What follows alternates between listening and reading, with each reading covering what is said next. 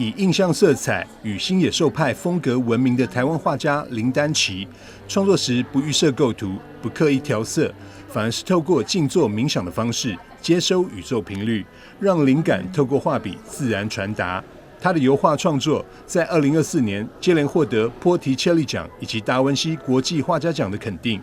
这次回国，特别在雅果游艇会黄金会所丹奇美术馆举办画展。其实我是一个很喜欢打坐的人，那因为我可以去除掉一些杂质，然后沉淀了以后，非常清澈。那我觉得它好像可以，就是隐约中就好像接收宇宙的频率，然后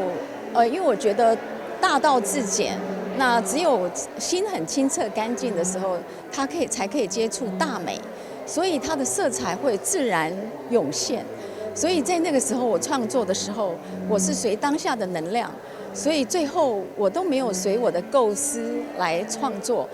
最后构思都会改变，可是会发现比我构思出来的画作更美，这个就是我产生的上帝的色彩，但是它一定要经过打坐，因为如果没有打坐的话，它的沉淀的力量不够，我会抓不到那个讯息。所以我很多的色彩都反而不是构思的。这场画展的策展人，同时也是4叶国际餐饮集团总裁胡俊令，特别将迎宾鸡尾酒会的饮品餐点融合油画创作，让参观民众在欣赏艺术的同时，也能享受一场美食飨宴。那这次的策展，我们融入很多些小事，我们把画里面的元素把它融进去餐宴里面，然后把餐宴融进去它画里面，所以你会发现我们整个展览里面其实是把画，大家会仿佛是走进画作的一个概念里面，所以我们希望画如现实，现实如画的这样一个概念，呈现出整个氛围的打造。